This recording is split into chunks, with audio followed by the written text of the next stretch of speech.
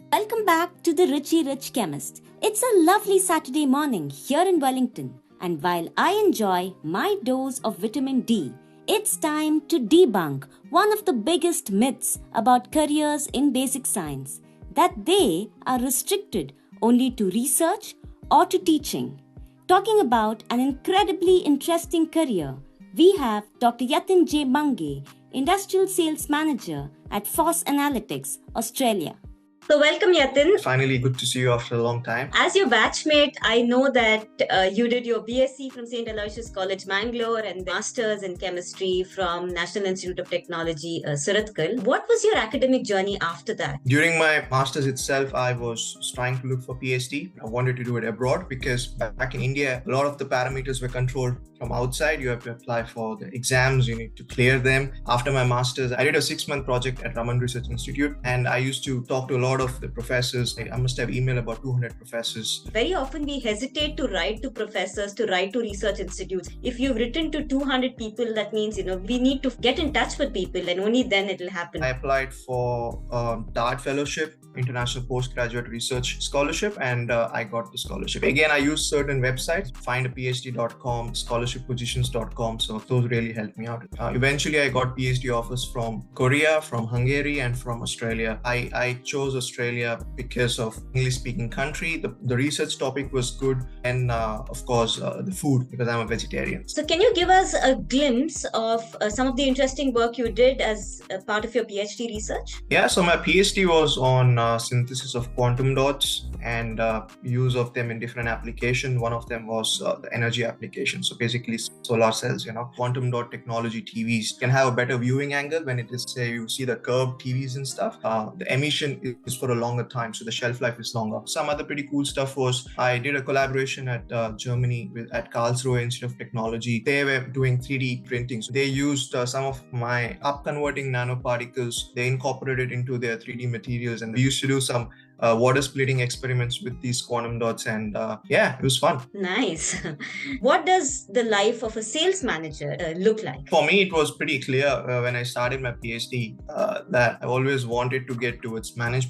When I was writing my thesis, I even landed a job in New Zealand. It was application sales specialist role. It was a mass spec company. My job was to develop applications for them. But then at the same time, I was exposed to sales, which was the pharma industry and semiconductor industry. And I sort of liked it because I was still doing actual science, but I was also selling the real science to the real world. Following that, I came to Sydney as a territory manager. It was just focused on sales. It's good for me. I guess I can handle the stress of the sales target rather than handling the stress of getting money from the government for grant money and all that sort of things. You meet so many different people from astrophysics to chemistry, material science to life science. What concepts of basic chemistry that you studied do you apply in your routine work? Always the talk is on the basics of chemistry itself, how a certain molecule is made, or how you're detecting a certain molecule.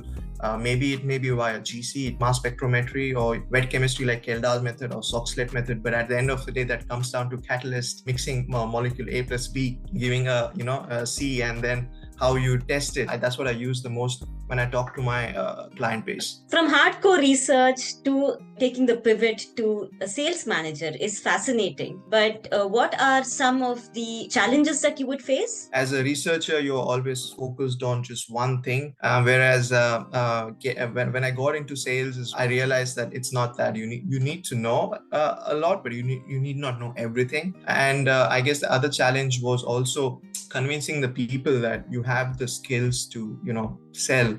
During PhD, I did multiple projects, I did collaborations, and during the job interviews, I used those skills as managing stakeholders, soft skill development during my PhD, giving presentations and writing papers, review papers, or journal articles as well helped me to move towards this role. If you were to give some advice to your younger self, what would you have done differently? Networking is the key. So I would have probably done more and more networking, some online courses in management, because there are so many courses available now, like in project management, just in sales as well. You were active in curricular and extracurricular activities. Did that help you in taking, this pivot? Definitely. I was involved in a lot of the fests. I believe we met at a couple of fests. Those fests definitely helped us to be more outgoing, interacting with people and just having fun. But when I came for my PhD, we actually even started some international multicultural nights. Organizing those events again helps you to network, make the right connections with people. You never know who helps you, who that person will be to give you the right reference to. So what are the pros and cons of a job in sales? The pros are, of course, good money. You can plan your future in terms of on the monetary side as well, because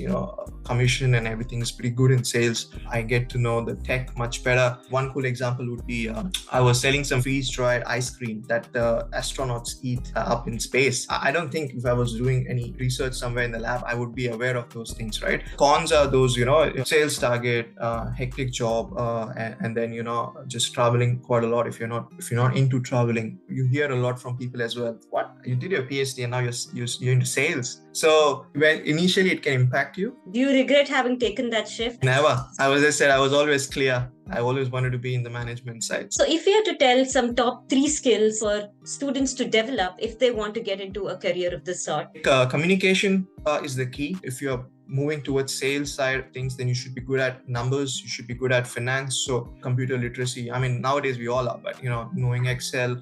In a sales job, I have to prepare forecasting, I have to prepare budgeting and all that. So trying to learn more new skills. So you're saying the attitude of a lifelong learner is what definitely takes you. Yeah, I guess that's what you mentioned is correct. Yep. So since you were Richard Sir student, my favorite question, what did you like most about Richard Sir? I was actually waiting for that question. I was fortunate enough that when I came for my BSc, he was teaching us, and Richard Sir was very supportive, very helpful. I guess I was able to probably go to him anytime I wanted. I have discussed with him a lot about my career, because right now we are smiling, we're talking, but during that time when you are looking to get PhD, get scholarships, it's not an easy journey sometimes. You have your own time when you're upset, and I guess at that time he has encouraged a lot.